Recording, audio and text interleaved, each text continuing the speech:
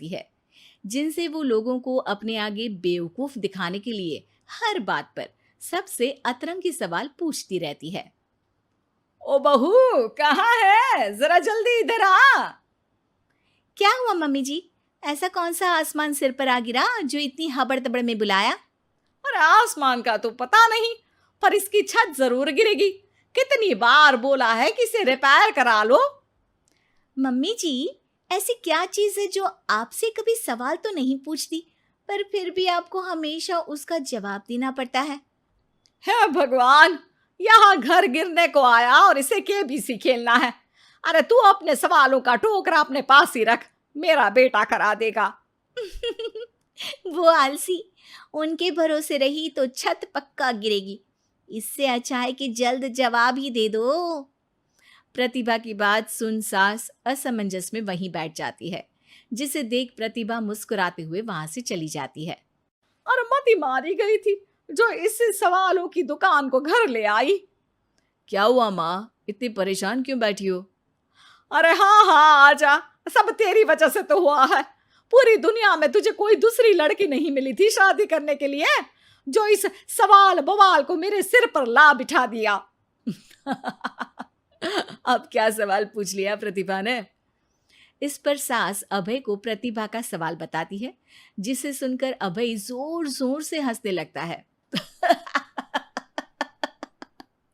अरे माँ, प्रतिभा के पास जाओ और बोलो उसका जवाब है मोबाइल फोन, जो हमसे कोई सवाल नहीं पूछता, लेकिन हमें हमेशा उसके बजने पर जवाब देना ही पड़ता है।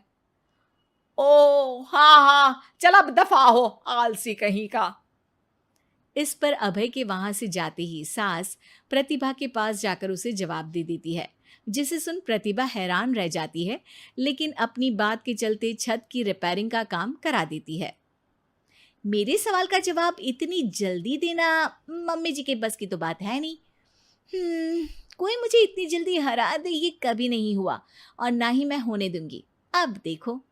इसके बाद तो जैसे बात प्रतिभा के अभिमान की हो जाती है, जिसमें वो सास से बदला लेने का मौका ढूंढने में जुट जाती है।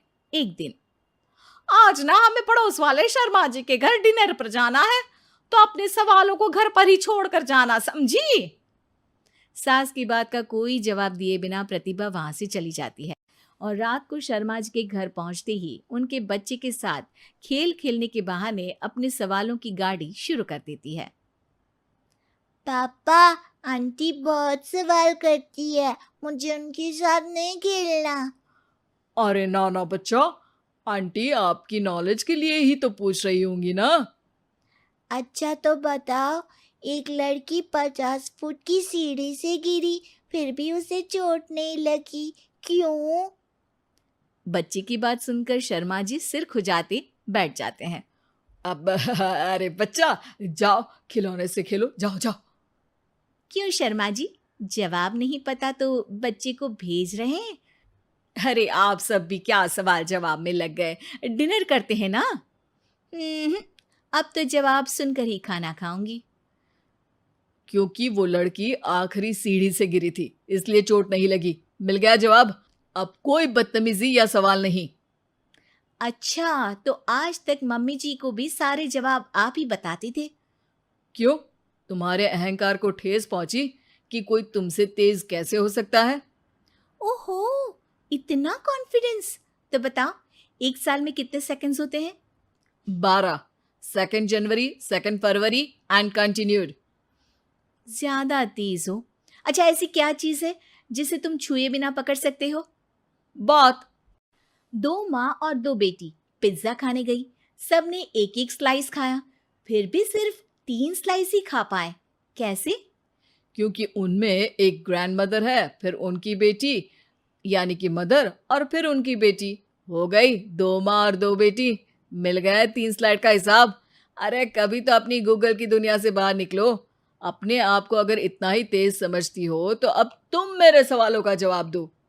कौन सा फूल सबसे अच्छा है? किसका दूध दुनिया में सबसे ज्यादा अच्छा है? कौन सी मिठास सबसे अच्छी है?